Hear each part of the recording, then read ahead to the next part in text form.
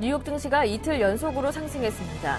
5월 고용지표가 완만한 호조세로 나타났지만 실업률이 소폭 상승해 연준의 양적 완화 정책이 지속될 것이라는 기대감이 시장에 힘을 실어줬습니다.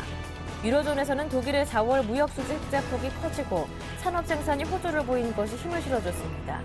다만 분데스방크는 독일의 올해와 내년 경제 성장률 전망치를 하향 조정했습니다. 다우지수는 1.38% 올랐고 나스닥 지수와 S&P 500 지수도 각각 1.32%, 1.20% 상승했습니다. 유럽 증시가 사흘 만에 큰 폭으로 반등했습니다. 유로존 경제지표 호조와 미국 고용지표 개선이 이어지자 저가 매수세가 강하게 유입됐습니다.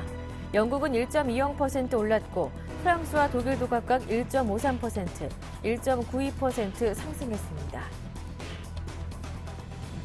5월 미국 고용지표가 대체로 양호한 모습을 보이며 고용 경기가 점진적으로 회복세를 보이고 있는 것으로 확인됐습니다. 5월 중 비농업 취업자 수가 전월 대비 17만 5천 명 증가하며 시장 전망치를 웃돌았습니다. 민간 부문에서 취업자 수도 17만 8천 명 증가하며 4월에 15만 7천 명을 앞섰지만 시장 기대치에는 다소 못 미쳤습니다. 이 같은 취업자 수 증가에도 불구하고 5월 중 실업률은 7.6%를 기록하며 전월인 4월과 시장 전망치인 7.5%를 모두 웃돌았습니다. 이는 노동시장 참가율이 종전 63.3%에서 63.4%로 소폭 상승해 구직 활동이 늘어난 탓으로 풀이됩니다. 연방준비제도는 경제회복세가 불충분하더라도 당장 양적 완화 규모를 줄여야 한다고 옐런 그린스펀 전 연준 의장이 주장했습니다. 그는 지속적인 자산 매입으로 연준의 재무제표가 과도하다는 것에 모두 동의하고 있다며 일찍 줄이면 줄일수록 좋을 것이라고 말했습니다.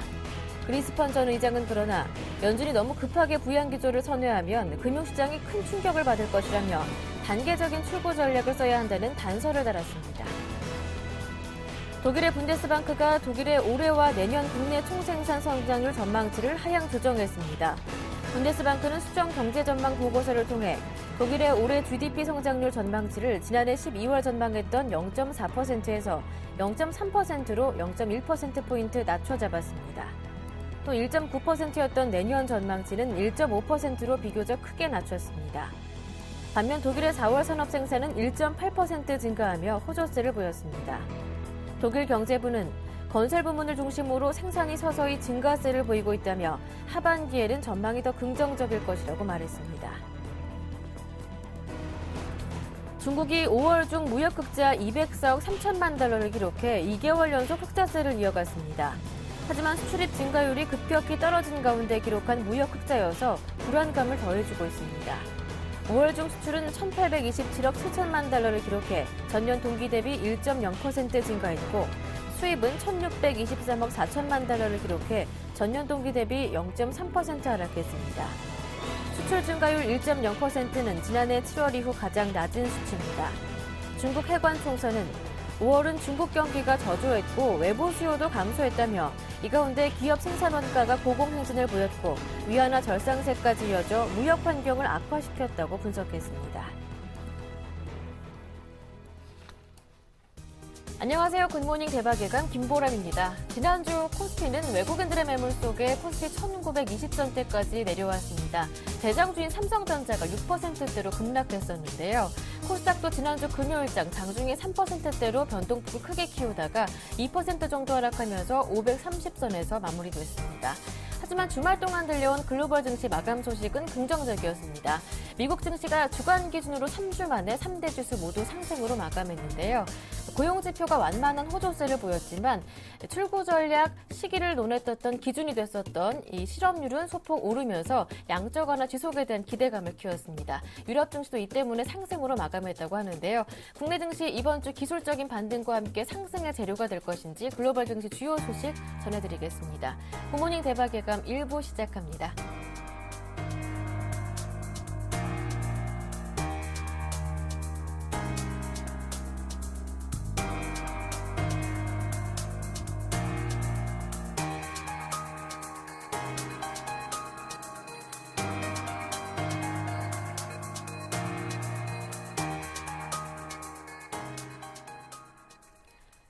지난 주말 마감된 글로벌 증시 마감 소식 자세하게 짚어보겠습니다. KTB투자증권의 이성웅 대리와 함께합니다. 안녕하세요. 네, 안녕하십니까?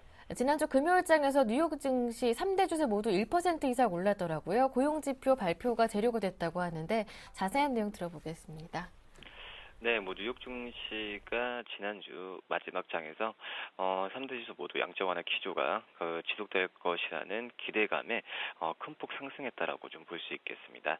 지난주만 우리나라 시장 계속 급락세를 연출을 했었는데 이번 주 장 시작하는 그러한 시점에서 미국의 3대 지수가 모두 큰 폭 상승한 부분이 좀 향후에 좀 긍정적으로 이번 주 장에 미치지 않을까라는 좀 기대를 많이 좀 해보게 되고요.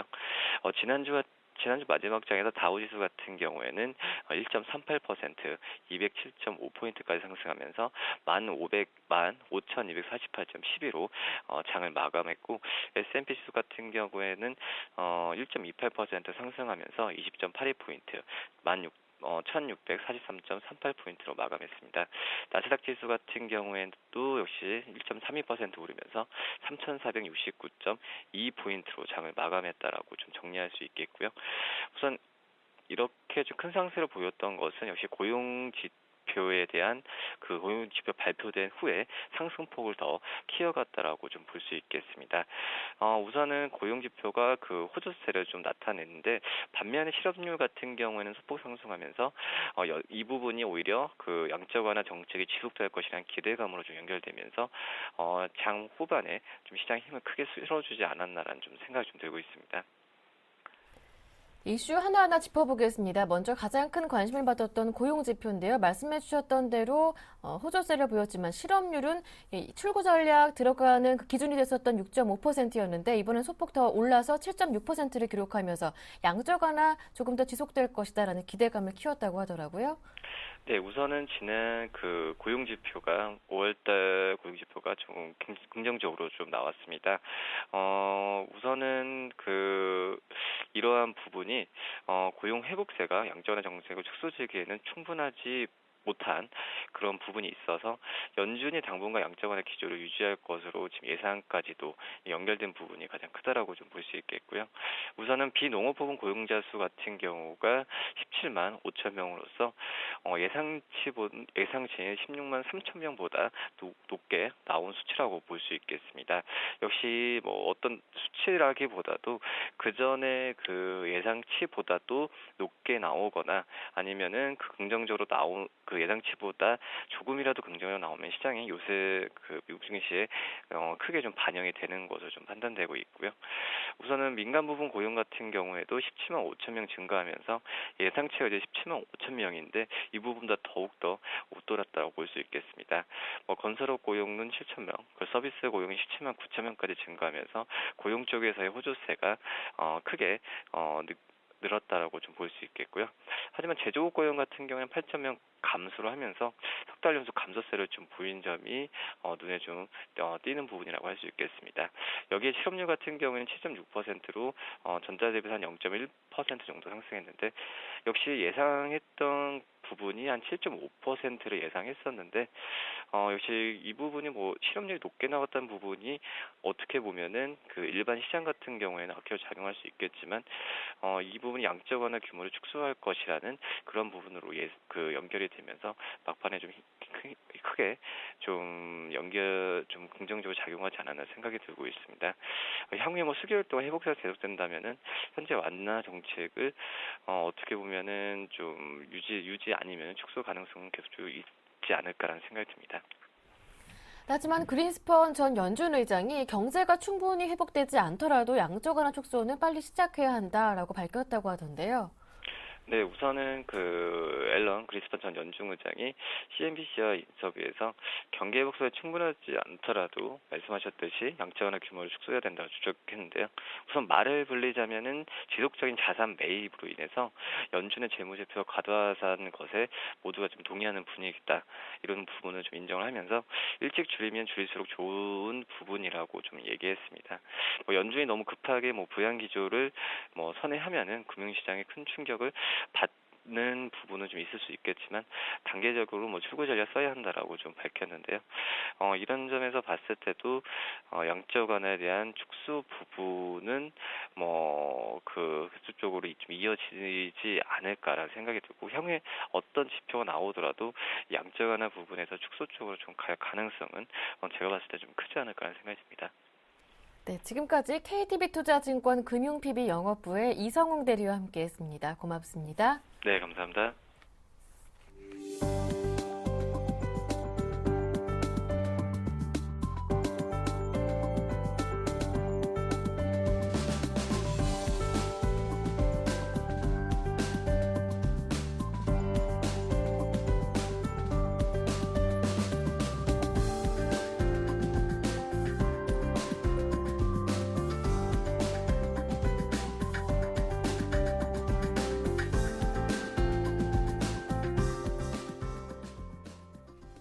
글로벌 증시 주요 이슈를 자세하게 살펴보겠습니다. 레이크쇼어 인베스터스의 이현민 이사님과 함께합니다. 안녕하세요. 안녕하십니까. 네, 앞서도 다뤄봤었는데요. 지난 주말 발표됐었던 미국 노동부의 고용지표, 이사님 어떻게 해석하시는지요? 그렇습니다. 앞서 이성 대리도 잠깐 얘기를 하셨는데요. 겹치지 않는 범위 내에서 좀 더 말씀을 드리겠습니다. 예상보다는 좀 미지근하게 발표가 됐습니다. 즉각적으로 S&P가 피치사가 이번 그 고용 지표는 그 고용의 개선이나 악화 모두 판단하기에는 좀 어려운 지표다라고 얘기를 했는데요. 올해 그 노동부가 발표한 비농업 부분의 일자리 수는 17만 5천 명으로 증가한 것으로 집계가 됐습니다. 예상치는 현재 16만 9천 명에서 17만 명 초반까지 광범위하게 현재 나와 있는 상태인데요. 이보다는 상회했다는 것이 현재 시장에서 받아들이는 중론이라고 보겠습니다. 다만 실업률은 0.1%가 4월 수치보다 올라간 수치로 나와서 연초에 실업률이 계속적으로 현재 하강하던 추이에서는 다소 악화되고 있다라는 측면을 부각이 됐습니다. 이런 점에서 예상보다 양적 완화 축소의 리스크가 크지 않을 것이다라는 이런 분위기가 나타나면서 지난 주말 뉴욕 증시는 상승세로 접어든 수치로 나왔습니다. 이 양적 완화가 리스크가 불거지면 주가가 하락하고 이를 좀 덜어내면 주가가 상승하는 이런 그 흐름이 계속되고 있는데요. 연준은 약 20만 명 정도 이상 그 고용자 수가 신규로 늘어나야 고용 지표의 개선으로 현재 보고 있는 상태입니다. 이 정도 17만 5천 명은 애매한 수치라고 볼 수가 있겠습니다. 말씀해 주셨던 대로 뉴욕 증시는 이번 고용지표 결과를 놓고 안도하는 분위기였습니다. 3대 주수 모두 1% 이상 올랐는데요. 그렇습니다. 이 내용을 보면 그 연준이 판단하기에도 좀 어려운 부분이라고 볼 수가 있겠는데요. 네. 이를 비유해서 좀 말씀을 드리자면 2008년 서프라임 모기지 사태로 인해서 미국 경제가 이제 수술대 위로 올라갔습니다. 그 중환자실에 들어갔다가 1차, 2차 양적 완화 카드를 내놓으면서 현재는 이제 일반 병실로 옮긴 상태고요. 일반 병실에서도 이제 움직일 수 있을 정도가 돼서 병실을 왔다 갔다 하는 수순이라고 볼 수가 있겠습니다. 현재 주치의는 버네키 의장이라고 볼 수가 있겠는데요. 현재 매월 미국 경제는 850cc의 닌겔 주사를 맞고 있는 상태입니다. 네. 현재 그 환자가 이제 어떻습니까라고 버네키 의장에게 물었습니다. 그러니까 버네키 의장이 몇 가지 조사를 좀 더 해보고 그 수치를 보고 한 3, 4개월 후에 한번 판정을 해보죠 라고 얘기를 했습니다. 그러자 전임 주치인 그린스퍼는 현재 그 닌겔 주사를 맞는 것을 즉각 중단하고 퇴원 조치를 해도 괜찮다라고 얘기를 하고 있고요. 그 다음에 객원 닥터인 루비니 교수는 닌겔 주사를 100번 맞아봤자 효과가 없다라고 얘기를 하고 있습니다. 이번 수치가 이제 그 수치 중에 하나인 고용지표라고 볼 수가 있겠는데요. 버냉키 의장이 이 차트를 보고 이 그 조사 결과를 가지고 퇴원 여부를 판단하기에는 닌겔 주사를 현재 맞는 것을 줄이기에는 판단하기는 좀 어렵다라고 얘기한 것이라고 볼 수가 있겠습니다. 네, 불황 속에 있는 미국 경제 그리고 연준을 또 환자와 또 의사로 비유를 해주셔서 적절하게 설명을 해주셨습니다. 다음 이슈 짚어보겠습니다. 헤지펀드의 대부격인 소로스 컨텀펀드 회장이 팔았던 일본 증시에 다시 관심을 보이고 있다고 하던데요. 그렇습니다. 헤지펀드 시각이 일본 증시를 바라보는 그런 네. 식견들이 굉장히 현재 갈리고 있는데요. 그 소로스 펀드의 그 현재 조지 소로스 일본 증시를 그 매각을 좀 많이 했습니다. 5월 22일 날 이전에 10억 달러 이상의 매매 차익을 현재 거둔 것으로 신문지상에는 보도가 되고 있는데요. 지난해 가을부터 엔화 약세에 베팅을 해서 환투기 쪽에서도 수익이 났고, 그다음에 일본 주식에도 매수를 강화하면서 시세 차익을 많이 벌인 것으로 알려지고 있습니다. 그렇지만 미국의 상하 양원 경제위원회의 버네키 의장이 출석해서 연설 이후 니케이 지수가 크게 하락이 됐는데요. 최근에 하락폭이 깊어지자 소로스 펀드가 추가적으로 일본 주식에 관심을 갖고 있다라고 얘기를 했습니다. 현재로서는 추가적으로 일본 증시가 하락하기보다는 상승 여력이 좀 커진 것으로 판단할 수가 있겠고요. 연초 이후 니케이 지수는 45%까지 오르다가 현재 수익률은 상승률은 23.8%로 상당히 많이 낮아졌죠. 지난 5월 22일 대비 니케이 지수의 하락폭은 현재 17.6%에 달하고 있습니다. 지난 주말 12,877엔에 현재 마감이 되고 있는데요. 이번 주 니케이 지수가 반등세로 접어들 수 있을지, 하락폭에서 벗어날 수 있을지 상당히 관심이라고 보겠습니다. 하지만 여전히 일본 증시에 대한 부정적인 견해는 많은 상황인데 조지 소로스 회장이 일본 증시에 이렇게 다시 관심을 보이는 이유, 이제는 더 떨어지지 않을 것이다라고 보는 것인지 어느 쪽에서 근거를 찾고 있는 것인지 궁금해집니다. 그렇습니다. 단기적으로는 좀 네. 가격 매력도가 좀 커졌다 이렇게 판단을 하는 것으로 보입니다. 다시 매입하는 이유에 대해서 아주 구체적으로 이를 언급하지는 않고 있는데요. 예. 추가적으로 일본 주식의 매입에 대해서 검토를 하고 있다라는 식견이 나왔습니다. 그만큼 일본 증시에 대해서 매력도가 아직은 남아있다라고 보는 식견이라고 볼 수가 있겠고요. 지난 주말에 일본의 연기금이 일본 정부가 주식 비중을 늘려라라고 아베 총리가 말한 성장 전략의 마지막 화살에서 이런 권고가 있었는데요. 자체적으로 이에 상응하는 답변을 내놨습니다. 일본 연기금이 일본의 주식 비중을 종전 11% 정도 할애해서 1%를 늘린 12%로 늘리겠다라고 얘기를 했습니다. 독립연금까지 합치게 되면 약 2조 엔 이상이 신규 자금으로 일본 증시의 버팀목 역할을 할 것으로 보이는데요. 그렇지만 이 자금은 당장 들어오는 것은 아니고 장기적인 측면을 고려해야 될 것으로 보겠습니다. 그렇지만 시장에는 긍정적인 뉴스라고 볼 수가 있겠습니다. 다음 소식입니다. EU가 중국산 태양광 패널에 반덤핑 관세를 부과한다는 판정 지난주에 다뤄드린 기억이 있는데요. 중국도 EU산 고급 자동차에 보복 관세를 부과하는 것을 검토 중이라고 합니다. 마지막으로 오늘 이 내용 짚어보겠습니다. 그렇습니다. 저희가 이제 지난주 5일이었던가요? 예. EU가 중국산 태양광 패널에 반덤핑 관세의 예비 판정 11.8%, 평균 관세 47.6%보다는 상당히 낮게 좀 배려한 수치가 나왔는데, 이러자 즉각적으로 EU산 와인에 대해서 반덤핑 관세를 부과할 수 있는 부분에 검토에 들어가겠다라고 지난주에 발표가 됐고요. 지난 주말에 또 나왔습니다. 중국 정부에서 EU산 고급 자동차에 반덤핑 관세 여부를 조사하겠다라고 얘기를 했는데요. 연이어서 현재 터지고 있는 상태입니다. 저희가 5일날 리뷰를 드리면서 특히 이제 독일의 고급 자동차 시장이 중국 시장에서 타격을 받을 수 있을까, 이런 부분에 염려한다는 말씀을 드렸는데, 다임러 벤츠 등 독일산 자동차가 이에 가장 큰 현재 영향을 받을 수 있다라고 볼 수가 있겠습니다.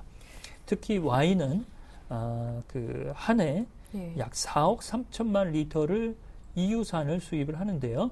이 중에 1억 7천만 리터가 보르도나 부르고뉴 와인인 프랑스산으로 분류가 되고 있습니다. 따라서 자동차는 독일, 와인은 프랑스 이렇게 현재 피해가 좀 커지지 않을까라고 볼 수가 있겠습니다. 네, 그렇다면 이번에 EU 쪽의 반응은 어떻습니까? 아직까지는 좀 신중한 모드인데요. 네. 예상보다 좀 맞불을 놓게 되면 이것이 이제 중국 쪽의 그 어떤 전략적인 그런 거에 끌려 들어가지 않을까 이런 부분을 염려한다라고 볼 수가 있겠습니다. EU의 카렐 디 휘트 EU 통상 집행위원은 아직까지는 별다른 움직임이 없는데요. 비교적 조용한 가운데서 2개월간 이 중국과 태양광 패널의 반덤핑과 관련된 협상 분위기를 끌고 가자는 그런 분위기라고 보겠습니다. 그렇지만 이렇게 중국이 와인에 이어서 고급 자동차까지 반덤핑 관세를 검토하겠다라는 그 으름장을 놓은 것을 보면 이번에는 지난 3월 철강 제품의 반덤핑 관세 부과에 대해서 그 미온적인 태도 이런 부분에서는 적극적으로 공세를 취하겠다는 입장이라고 볼 수가 있겠습니다. 네, 말씀 잘 들었습니다. 지금까지 레이커쇼어 인베스터스의 이현민 이사님과 함께했습니다. 고맙습니다.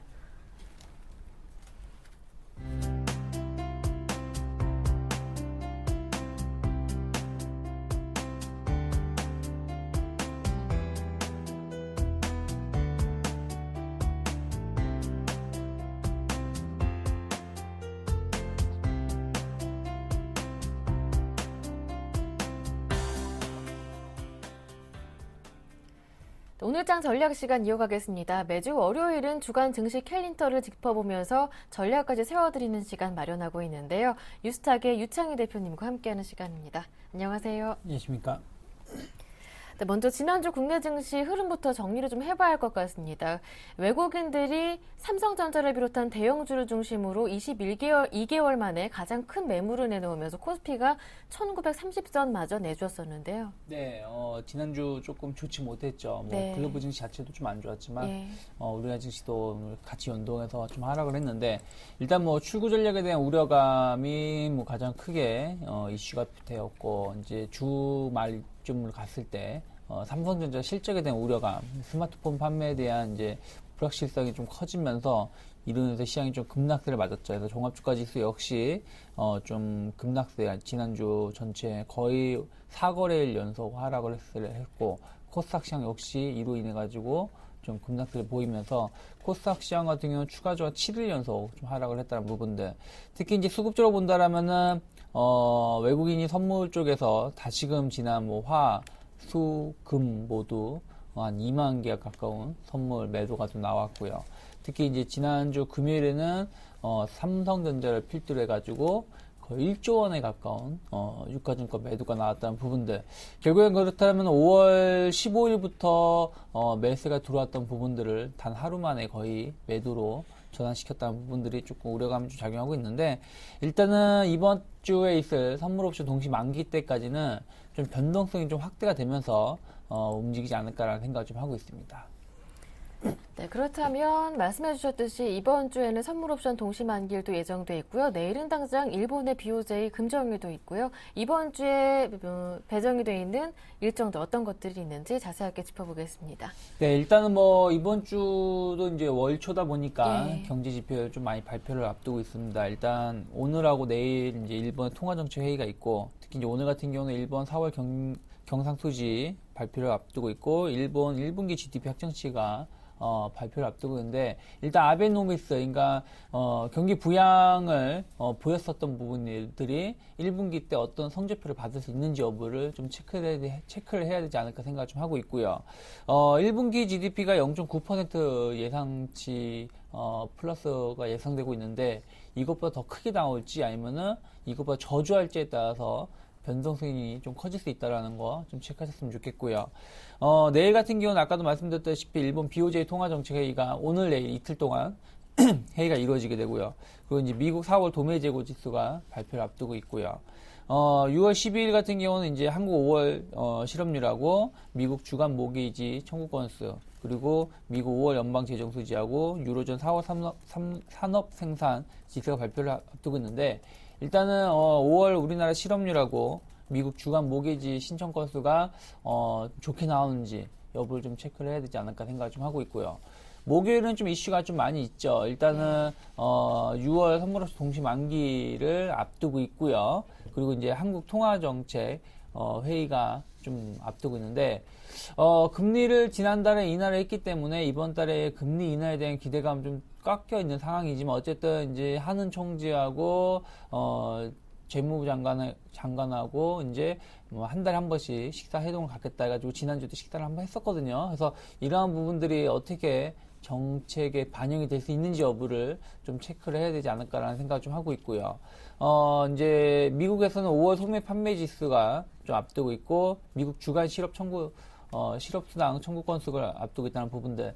지난주에 실업률이 생각보다 개선되는 모습을 보여주지 못했기 때문에 양적 완화에 대한 우려감보다는 기대감이 좀 더 확대됐었던 부분들. 이런 것들이 이번 주에도 어떻게 또 작용할 수 있는지 여부를 체크하셨으면 좋겠고. 금요일 같은 경우는 이제 5월 생산자 물가지수하고 미국 1분기 경상수지, 그리고 6월 미시간 소비자 신뢰지수 발표가 앞두고 있는데 일단은 1분기 미국 경상수지가 어떻게 개선될 수 있는지 여부 아니면은 6월 미시간 소비자 신뢰지수가 좋게 나오는지 여부를 좀 체크를 하면서 주초보다는 뭐 주초에는 약간 일본 쪽에 그리고 주 중반 주 후반을 갈수록은 한국하고 미국의 경제 지표에 좀 관심을 좀 갖고 대응하시는 게 좋지 않을까 생각을 좀 하고 있습니다. 네, 이렇게 해서 이번 한 주간 발표될 경제지표 일정들 모두 체크를 해드렸는데요. 그렇다면 이를 모두 총괄해봤을 때 이번 주는 어떠한 전략이 필요할 것인지 기술적인 반등만을 고려해본다면 뭐 지금은 매수해야 할 시기인 것인지 궁금해지는데 전략 어떻게 세워보시는지요? 일단은 뭐 옵션 만기, 선물 옵션 네. 만기 전략도 좀 말씀드린다라면은 일단은 제가 보기에는 외국인 선물 매매 동향을 좀 체크해야 된다라고 생각을 좀 하고 있어요. 무슨 얘기냐면은 만기를 일주일 정도 앞두고 난 상황에서 외국인이 거의 2만 계약 가까운 선물을 매도가 나오는 경우가 드문 경우거든요. 근데 이러한 거로 인해서 시장이 추가적인 하락을 할 수 있다는 부분들은 저는 의외로 반대로 생각하고 있다. 무슨 얘기냐면은 너무 한꺼번에 매도가 나왔기 때문에 너무 눈에 보이는 속임수일 수도 있다는 것이죠. 그렇기 때문에 조금 하락보다는 좀 상승에 좀 더 베팅을 열어놓고 대응하시는 게 좋지 않을까 생각하고 있지만 일단은 외국인 선물 매매 동향이 추가적으로 매도가 나올 수 있는지 여부 혹은 매수로 전환될 수 있는지 여부를 좀 체크하셨으면 좋겠고요. 일단은 그래야지 프로그램 역시 마찬가지로 지금 4일 연속 좀 강한 매도가 나왔는데 이러한 것들이 조금 매수로 전환될 수 있다는 부분들을 좀 체크해야 되지 않을까 생각을 좀 하고 있고요. 제가 보기에는 이제 지수가 아무리 가고 싶어도 대형주 삼성전자가 올라가지 못한다라면 같이 못 간다는 부분들. 그렇다면 삼성전자 반등 여부를 체크하시면서 이번에 결제 지수는 개인적으로는 258 정도를 예상하고 있다는 부분들. 한 61선하고 120선 그 사이인데요. 21선 정도 보시면 될 것 같아요. 258 정도를 결제 지수를 좀 체크를 하면서 대응하시는 게 좋을 것 같고요. 그러면서 이제 이번 주 증시 전략을 좀 체크를 한다라면은 일단 해외 증시의 추세 전환, 그러니까 지난주에도 제가 좀 말씀드렸지만은 해외 증시가 5월 말서부터 상승보다는 하락의 일수가 높아지는 상황에서 해외 증시가 추가적인 반등이 나올 수 있는지 여부, 특히 이제 일본 증시가 일단 지난주 금요일에 밑꼬리가 좀 강하게 나왔기 때문에 반등이 좀 나올 수 있는지 여부를 좀 체크하셔야 되지 않을까 생각 좀 하고 있고요. 그 다음에 종합주가 지수 같은 경우는 아까 제가 코스피 200 지수가 258 정도 결제 지수 본다고 했는데 일단 종합주가 지수가 환산한다라면은 1980 정도 됩니다. 그래서 1980포인트를 얼마나 빨리 회복을 할 수 있는지 여부, 그래야지 다시 또 2000포인트 향해서 갈 수 있다는 거 좀 체크하셨으면 좋겠고, 코스닥 시장 같은 경우에 우려감이 좀 더 커지고 있죠. 그래서 코스닥 시장 같은 경우는 일단은 반등을 좀 해야 된다는 부분들도 중요하겠지만 반등의 목표치가 지난주 금요일에 너무 좀 크게 하라고 했던 부분들이 있기 때문에 충분히 기술적 반등은 나올 수 있다. 하지만 기술적 반등이 기술적 반등에서 그치는 게 아니라 이번 주에 종합주가 지수는 1980이라면 코스닥 같은 경우는 565포인트 정도 이상으로 안착을 해줘야지 다시금 600포인트가 됐든 그 이상으로 갈 수 있다는 거 좀 체크를 하시면 좋겠고, 일단은 외국인의 선물 매수 전환 여부가 상당히 중요하다라는 거, 선물 옵션 동시 만기를 앞두고 있는 상황에서 외국인 수급을 좀 지켜보면서 대응해야 되지 않을까 생각을 좀 하고 있습니다. 네, 그렇다면 마지막으로 오늘 장 지금 시점에서 관심을 가질 만한 종목이 있다면 어떤 종목인지 들어보겠습니다. 네, 일단은 약간은 이제 추세가 전환이 좀 기대가 네. 되고 있는 조선주를 좀 관심 있게 보셨으면 예. 좋겠는데 그 중에서도 이제 대장주를 할 수 있는 삼성중공업을 좀 관심 있게 보셨으면 좋겠어요. 네. 일단은 뭐 지난주에도 시장 대비 중공업 관련된 기업들은 계속 꾸준히 상승했는데 특히 이제 신조성가 지수가 반등에 성공을 했고 이로 인해서 업황 회복 기대감이 좀 커지고 있다는 부분들. 한번 업황 회복이 발생한다면 6개월에서 1년 이상 그 효과를 누릴 수 있기 때문에 이러한 것이 지금 시작점이라면은 추가적인 상승도 가능하지 않을까 생각을 좀 하고 있고요. 해외 플랜트 수주 역시 기대감을 크게 작용하고 있죠. 그러니까 조선 중공업주들이 배도 만들지만 배보다는 해외 플랜트에 좀 더 포커스를 맞춰져 있는 상황에서 이러한 부분들의 기대감이 여전히 유효하다라는 거 체크하셨으면 좋겠고 특히 삼성중공업 최근에 외국인하고 기관에 꾸준하게 강한 러브콜을 보이고 있다는 부분들 수급적으로도 상당히 좀 개선되고 있다는 거 좀 체크해 볼 수 있고 차트적으로 본다라면 일단은 3만 원을 중심으로 해가지고 일단 일시적인 쌍바닥 그것도 짝꿍대기 방식으로 해가지고 쌍바닥이 나오고 나서 지금 상승을 하고 있고 35,000원대, 36,000원대에서 일단 한 번의 기간 조정이 필요한 다음에 그 다음에 추세 전환을 할 수 있다라는 기대감이 작용하고 있다는 거. 그렇다면 여기서 제가 보기에는 한 35,500원 전후로 해서 매수를 좀 보여줬으면 좋겠고요. 한 35,000 초반 정도에서 매수를 하시면 좋을 것 같고 그 다음에 목표가는 38,000 정도 38,000에서 39,000 정도 보면서 대응하신다라면은 큰 문제는 없지 않을까라는 생각을 좀 하고 있고요. 다만 이제 손절가로는 시장 자체가 좀 불확실하다는 부분들을 좀 감안한다라면은 제가 잡아드린 자리는 한 61선 정도 자리가 됩니다. 그래서 34,200원 혹은 34,000원 정도가 이탈한다라면은 이게 쌍바닥에서 쓰리바닥으로 갈 수도 있는 모양을 갈 수 있기 때문에 거기서는 약간 리스크 관리를 하시는 게 좋지 않을까라는 생각을 좀 하고 있습니다. 네, 추세 전환의 신호를 보여주고 있는 요새 주목받고 있는 조선주, 그 가운데 대장주 삼성중공업 전략까지 자세하게 들어봤습니다. 지금까지 유스탁의 유창희 대표님과 함께했습니다. 고맙습니다. 네, 고맙습니다.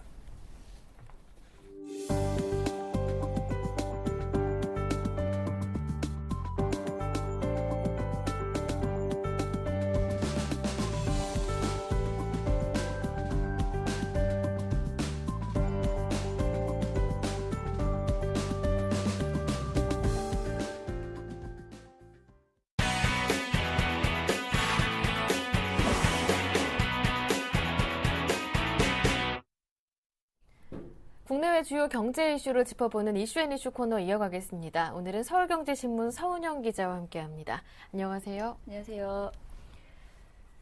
STX와 쌍용건설 등 이 대기업들의 구조조정 난항을 겪으면서 우리은행의 지난 4월 순이익이 110억 원대로 곤두박질 쳤다고 합니다. 여기에 더 큰 문제는 한국은행이 기준금리를 깜짝 인하하면서 예대 마진 또한 줄어들고 있다는 건데요. 어떠한 상황인지 좀 자세하게 짚어보겠습니다.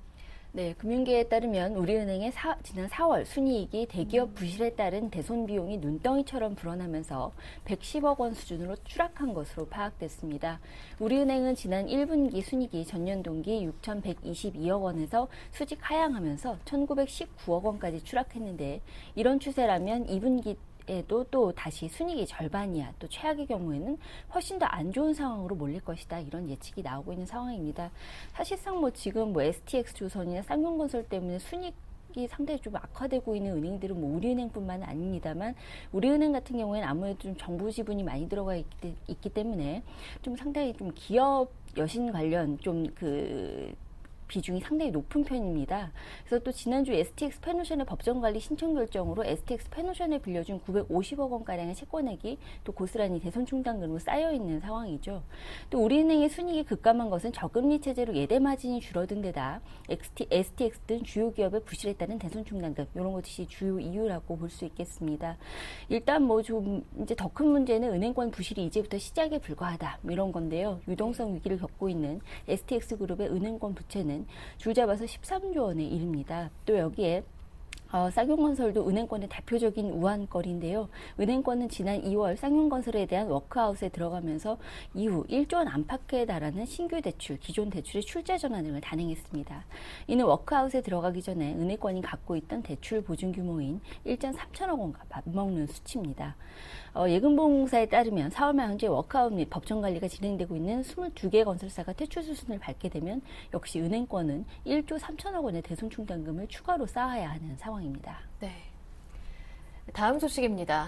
정부가 올해 경제 성장률 전망치를 2% 중후반대로 상향 조정하는 방안을 검토 중이라고 하는데요. 하지만 이조차도 아직까지는 주변 아시아국에 비해서 부진한 성적이라 우려를 더하고 있다고 합니다. 자세한 내용 들어볼까요? 네, 기획재정부가 이달 말 발표할 하반기 경제 운용 방향에서 올해 연간 경제 성장률을 높이는 방안을 검토하고 있는 것으로 알려졌습니다.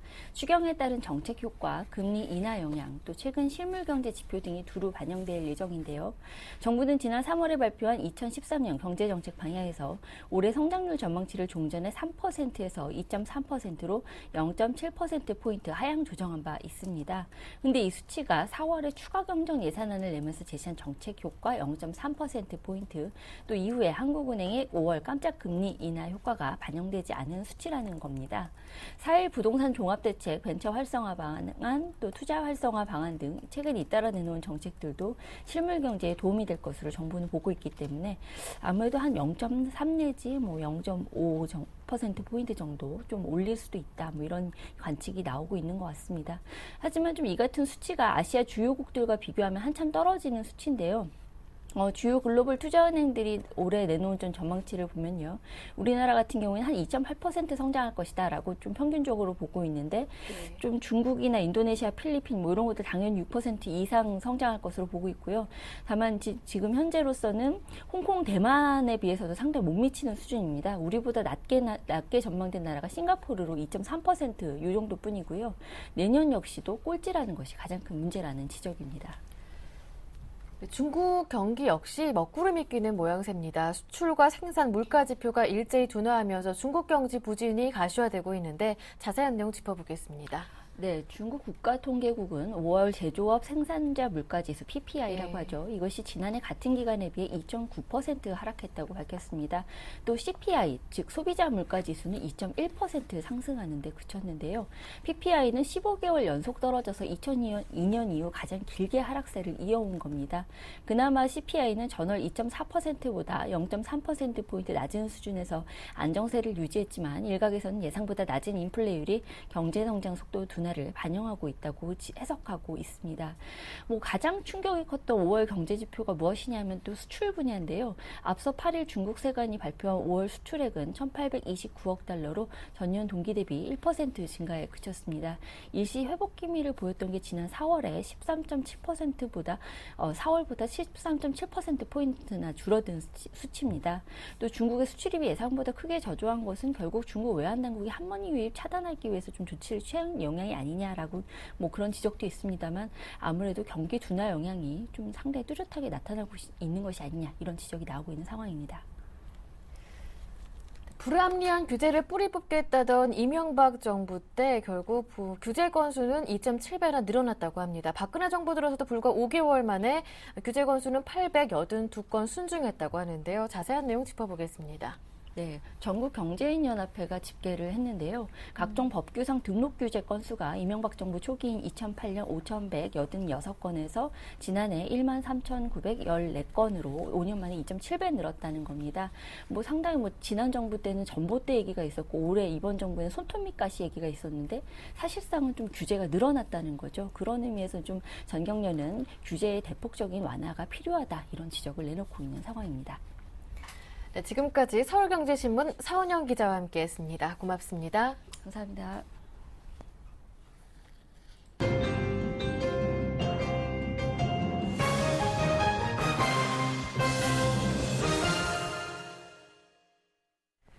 김용준의 골드박스 시간으로 이어가겠습니다. 샘플러스 김용준 전문위원과 함께합니다. 안녕하세요.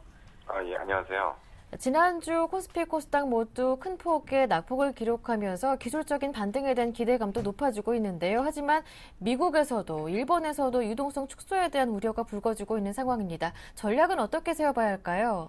예, 일단 말씀하신 것처럼 지금 이제 현재 시장을 한마디로 간략하게 요약을 한다면 결국 그 글로벌 시장에서의 어떤 유동성 변화에 대한 부분이 우려라고 말씀드릴 수 있습니다. 결국 이제 일본을 중심으로 해서 먼저 봤었을 때는 일본에서 그러니까 제일 처음에 이제 아베노믹스라는 어떤 정책들이 이제 나타나면서 사실 엔저에 대한 우려감으로 전체적인 글로벌 증시들이 상당히 우려를 했던 부분들이 좀 있었는데요. 결국 이제 아베노믹스를 통해서 일본 증시는 큰 폭으로 상승을 했고요. 글로벌 어떤 채권 시장들은 안정을 찾았지만은 결국 이제 지금부터 나타나는 현상들은 이제 아베노믹스에 대한 부정적인 효과들에 대한 확대에 대한 우려입니다. 결국 이제 먼저 이제 선차적으로 나타난 것들이 이제 주식시장의 폭락 현상이 좀 나타났고요. 그리고 이제 가장 이제 우리가 현재 우려를 하는 부분들은 결국은 뭐냐면 아베노믹스가 성공하느냐 실패하느냐의 문제에서 성공했을 때는 글로벌 시장 성공했을 때는 이제 해결해야 될 부분들이 결국 뭐냐면 엔저 부분을 어떻게 해결할 거냐에 대한 부분이고요. 그리고 만약에 실패했을 때는 일본 채권 시장의 붕괴가 예상이 되는데 그렇게 되면 여기서 이제 가장 우려가 되는 부분은 결국은 각 나라에 좀 뿌려져 있는 엔화의 자금들이 회수되는 것들 이런 것들이 이제 가장 우려가 되는 거죠. 결국 그러면 국내 증시도 엔화 자금 회수에 자유로울 수 없을 거고요. 최근에 이제 아시아 증시에서 각각의 나라들이 채권 시장이 좀 요동을 치고 있고요. 그리고 주식 시장이 좀 흔들리고 있는 가장 큰 요소 중에 하나가 결국 엔화 자금의 회수 여부가 어떻게 될 거냐에 대한 촉각을 좀 곤두세우는 것 같습니다. 또 한편에서는 이제 일본에서 이제 이런 부분들이 나타나고 있는 반면에 또 결국 미국에서 지금 양적 완화라는 얘기들을 우리가 이제 너무나 많이 지금 듣고 있고요.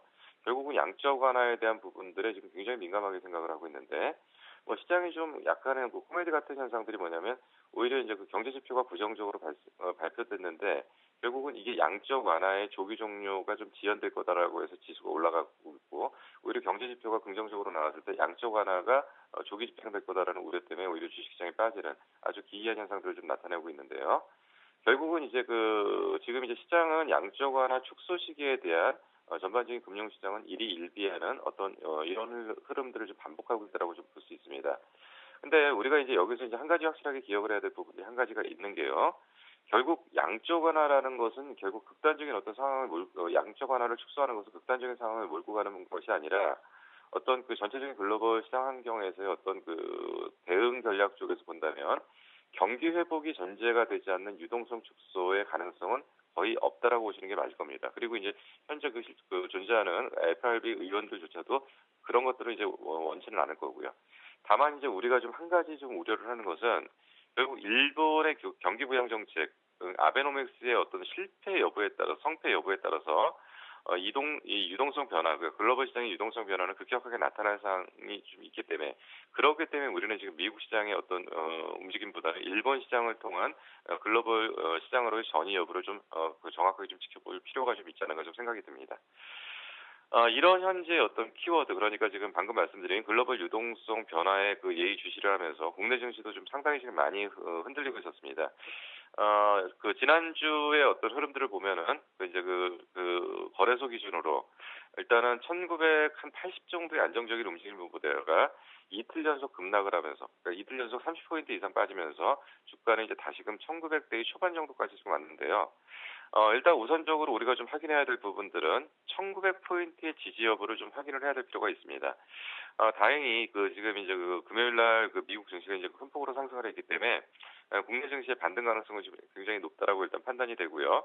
그럼 우선적으로 좀 확인을 해야 될 게 전일 하락폭의 반 정도를 되돌리는 정도의 한 1950포인트 정도의 어떤 회복 여부가 일단은 중요하다고 좀 볼 수 있는데 결국 이제 전일 가장 수급적으로 어렵게 만들었던 부분은 결국 외국인을 중심으로 한 삼성전자의 대규모 매도.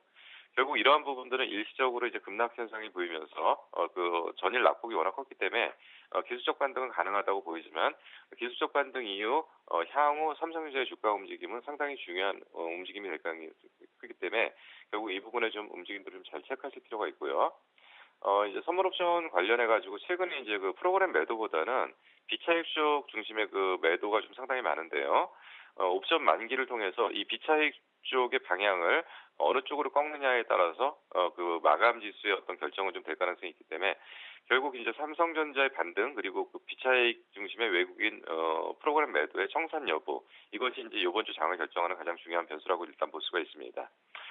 코스닥 역시 지금 이제 장기 박스권에 530포인트 정도만 지지가 된다면 뭐 크게 무리는 없다고 일단 보여지는데 그러나 최근에 문제가 되는 부분은 결국 하락의 속도가 문제가 되겠죠. 그래서 하락의 속도를 좀 완화시키면서 550포인트 정도까지 회복 여부가 일단은 관건인데요. 최근 수급적인 측면에서 볼 때는 기관 중심의 매도가 좀 상당히 강했었습니다. 정확하게 5월 30일 이후 기관들이 한 2,500억 이상의 그 순매도를 지금 보였고요. 다행인 것은 그 장 막판에 그러니까 금요일 날 장 막판에 기관들의 매도 규모를 급격하게 축소시키는 움직임들을 좀 보였다는 것은 의미를 좀 부여할 수가 있을 것 같습니다. 외국인들과 기관들 지금 공이 그 대규모 매도를 보이는 가장 큰 원인은 어떤 측면에서는 포트 교체 차원의 매매 방향이 아니냐 좀 볼 수가 있고요. 그리고 이제 그 기존 그 주도주의 몰락, 그러니까 그 지금까지 그 코스닥 지수를 상승시켜온 그 종목들의 몰락 이후 새로운 주도주의 부활이 아직은 나타나지 않기 때문에 결국은 이번 주 한 주는 이러한 어떤 탐색매가 진행되는 한 주의 흐름이 좀 예상될 걸로 일단 보여집니다. 그래서 지금 현재 이번 주의 장을 바라보는 어떤 시각적인 측면에서 중요한 내용들 다시 한번 좀 짚어보면요. 거래소회 같은 경우에는 삼성전자의 그 어떤 그 공백은 분명히 지금 나타날 수밖에 없기 때문에 결국 삼성전자를 대신할 수 있는 지수의 버팀목 역할을 할 수 있는 섹터가 어느 쪽에 나타날 거냐 이것이 좀 가장 중요한 거고요. 이 부분이 채워지지 않게 되면 향후 장세는 상당히 어려운 국면으로 갈 가능성이 좀 있다라고 일단 볼 수가 있습니다. 그 코스닥 시장 역시도 앞부분에 설명드린 것처럼 지금까지 지수를 상승을 이끌어왔던 대부분의 어떤 주도주 종목들이 지금 그 대규모 매물을 맞으면서 이제 하락세로 지금 전환을 했기 때문에 결국은 이 종목들을 대체할 만한 새로운 신규 주도주 종목의 부활을 확인하는 한 주가 될 겁니다. 그래서 이번 주에는 전체적으로 장의 방향을 어떻게 보셔야 되냐면 일단 뭐 오늘 반등을 한다고 해서 추격 매수를 하거나 이럴 때는 아닌 것 같고요. 공격적 대응보다는 향후 아까 말씀드린 것처럼 시장을 이끌 만한 주도 섹터들, 그러니까 거래소 쪽에서 삼성전자를 대체할 만한 어떤 볼륨을 갖고 있는 부분이 어느 쪽이냐, 그리고 코스닥 시장은 코스닥 지수를 끌고 나갈 만한 종목을 대체할 만한 종목군들이 어떻게 형성되느냐, 이거를 관망하는 한 주가 될 걸로 예상이 됩니다. 네, 이번 주는 공격적인 대응보다는 주도주를 찾아보는 시간이 될 것이다라는 말씀으로 정리를 해볼 수가 있겠습니다. 지금까지 샘플러스 김용준 전문위원과 함께했고요. 저는 잠시 뒤 2부로 돌아오겠습니다. 고맙습니다.